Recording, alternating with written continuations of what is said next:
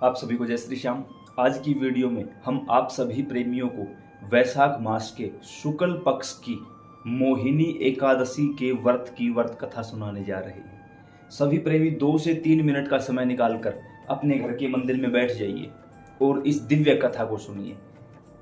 Right hand में जल लेके हम प्रार्थना करेंगे जो भी देवी देवता हमारे सामने हैं। हे बाबा श्याम, हे श्री विष्णु भगवान, हे भगवान शिव माता पार्वती, मेरा नाम यह है।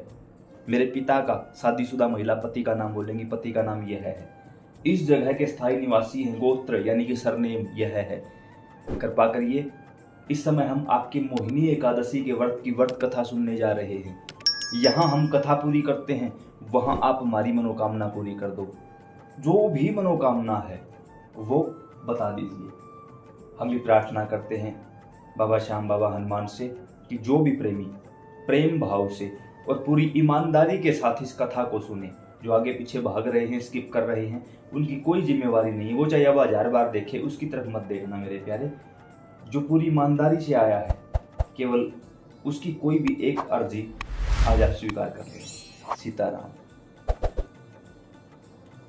जो दिव्य कथा हम आपसे कहने जा रहे हैं, वही कथा श्री युधिष्ठिर महाराज ने भगवान श्री कृष्ण से पूछी थी कि हे मधुसूदन, वैशाख मास में आने वाली मोहिनी एकादशी के कुछ महात्म्य के बारे में बताइए। तब श्री नारायण ने कहा कि हे राजन, प्राचीन काल में सरस्वती नदी के किनारे भद्रावती नामक एक नगर था, जिस नगर में राजा धरतीमान राज्य किया करते थे। बड़े ही धर्मपरायण राजा थे, प्रजा खुश थी उनसे।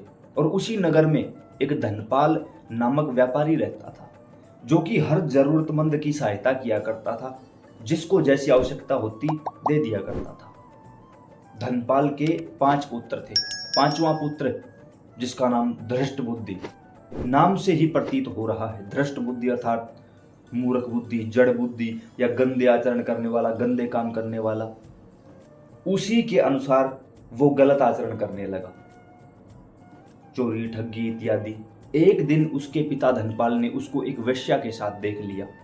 उसी दिन उसने अपने पुत्र को निकाल दिया अपने घर से कि तू कहीं भी जा, कुछ भी कर, हमें तुझसे कोई लेना देना नहीं है। अब उसके पास कोई विकल्प नहीं था। वो दिन में वन में रहता, रात को नगर में आता, चोरी करता और सुबह फिर वन की तरफ चला जाता। ऐसे में एक समय के दौरान राजा के सिपाहियों द्वारा उसको पकड़ लिया गया। जब सभा में पेश किया गया तो राजा उसको जानते थे कि इसके पिता नगर के बहुत बड़े व्यापारी हैं, साथ ही साथ वो धर्मपरायण हैं, क्योंकि पैसा होना या बड़ा व्यापारी होना, बड़ा आदमी होना कोई बड़ी बात नहीं है। लेकिन बहुत बड़ा सेठ या व्यापारी होने के बाद भगवान का भक्त होना बहुत बड़ी बात है। दया करके उसको उसके पिता के कारण छोड़ दिया गया और ये बता दिया गया कि अगर अगली बार ऐसा किया तो मृत्युदंड दिया जाएगा। लेकिन मरता क्या न करता, वो नहीं रुका। धीरे धीरे उसके अत्याचार और बढ़ते गए। जंगली पशुओं को मारकर खाना, बेचना इत्यादि वो कार्य करने लगा। एक दिन उसने फिर से नगर में कोई बहुत बड़ी चोरी की और सिपाहियों के भय से एक गहरे वन की ओर भाग चला। सुबह सुबह ब्रह्म मुहूर्त का समय था। आगे से गंगा स्नान करके महर्षि कौंडिन्य वहां आ रहे थे। जब वहां से गुजरे तो उनके वस्त्रों पर लगे गंगा जल के छींटे उस धृष्ट बुद्धि पर पड़े। जैसे ही जल का स्पर्श हुआ, संत के स्पर्श के कारण बुद्धि बदल गई, पुण्य उदय हुआ है। क्योंकि जब संत मिलता है ना, याद रखना भाई, जब करोड़ों जन्मों के पुण्य एक जगह एकत्रित होकर आपके पास इकट्ठे हो जाएंगे, उस समय आपकी जिंदगी में संत आ जाएंगे, गुरु आ जाएंगे। अगर आपकी जिंदगी में संत आए हैं, गुरु आए हैं, तो ये मत सोचना कि ये मेरी परीक्षा समाप्त हुई या ये मेरी मेहनत थी, मेरा पुरुषार्थ था। नहीं, बिल्कुल भी नहीं। भगवान को पाना सरल है, संत और गुरु का मिलना अत्यंत कठिन है। और जब गुरु या संत मिले तो समझ जाना कि करोड़ों जन्मों के पुण्य पूंजीभूत होकर आपके पास आए हैं। संत की कृपा हुई, बुद्धि बदल गई। संत के पांव में गिरकर कहने लगा कि भगवान, मैंने आज तक जो अपराध ना करना चाहिए वो भी कर दिया है। इतने पाप किए हैं कि मेरा कोई पुण्य है ही नहीं। कृपा करके मुझे मार्ग बताइए। और संत तो आए हैं भाई, परमारथ के कारणे लियो संत अवतार। संत तो दूसरों की भलाई के लिए आते हैं। श्री कौंडिन्य ऋषि ने कहा, घबराने की आवश्यकता नहीं है।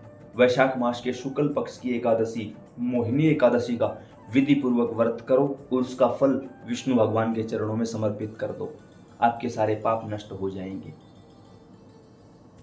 उस दृष्टबुद्धि ने वैसा ही किया, जिसके परिणाम स्वरूप उसके सभी पापों का नाश हो गया। एक सुंदर जीवन वो जीने लगा। धीरे धीरे मन से सारे दुर्गंध हटने लगे, कुविचार समाप्त हो गए। देखते ही देखते पूरी तरह उसका जीवन बदल गया।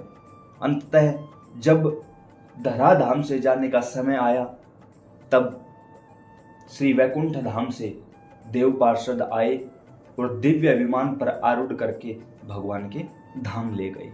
यह थी मोहिनी एकादशी के पवित्र व्रत की दिव्य कथा।